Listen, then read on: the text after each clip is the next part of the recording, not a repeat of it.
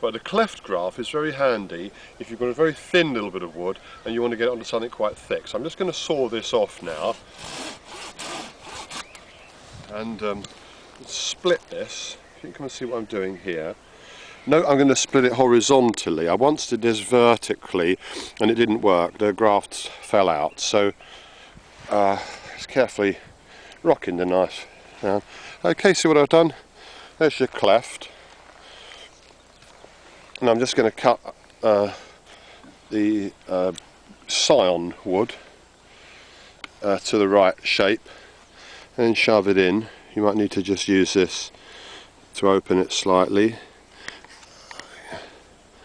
You see what you're trying to do is focus on there.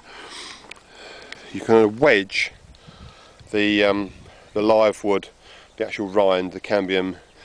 So live wood on the outside to live wood on the grafted bit. Okay, sorry, I'm not making a lot of sense. You can see what I'm doing, fumbling my words as I do. Sometimes I'm doing something and talking as well.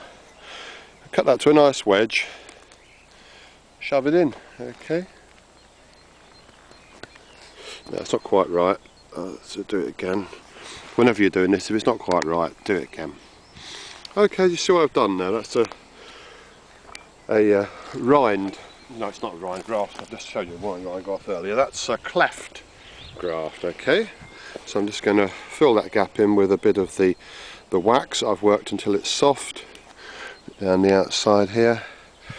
And the beauty of this, one of the beauties of this, is that the tension is holding this together very nicely. So we don't need to tie it in. These are held very nicely by the tension. Another beauty of this particular graft is that you can, if you've got very, very thin wood, grafting wood, and you've got a thick bit of branch to graft it onto, you can do it with this. It's not a very pretty way of doing it, but it works. I'm just going to put a bit of tape over this. It's not absolutely essential to do this, but I think it's wiser to do so.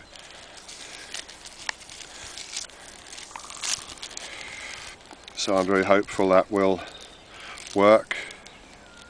Just to show you how quick and easy this is, I'm going to do another one just here. Okay. Don't normally throw the saw down like that, but that's my knife. It's my favourite knife. Okay, just going to split this again horizontally. Okay, just split that horizontally. Bit of wood, scion wood, which you cut earlier in the year, probably February. When it's dormant, store it somewhere where it's not too hot, and at the right time you can graft. Okay, that's one. You always do two here to fill the hole up properly. Later on in the year, if they're both grown away, you might remove one, but you always put two in. So begin with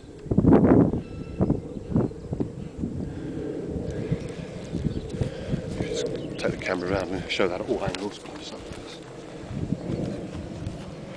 Alright, once again, just fill that gap in with some wax. Ideally you melt the wax by standing the jar of wax in some warm water. If you don't do that, you can just mash it up as you would cold butter. And I'll just show you the technique once again. Putting the tape on. This is what I do with the tape.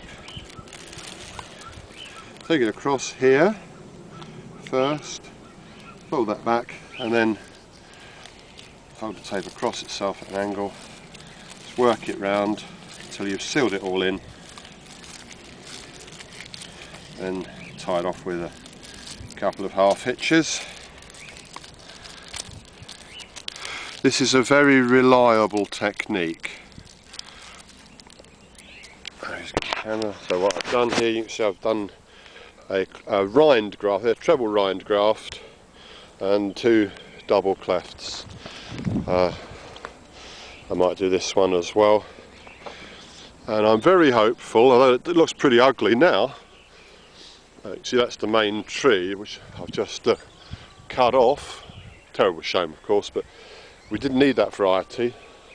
So this now should grow away very vigorously, and within 2 years this should be fruiting 10 or 15 pounds of fruit a year, and that's going to be much more efficient than digging this tree out and replanting with a new baby tree, quite apart from the problem you get called specific apple replant disease, which is a story for another day.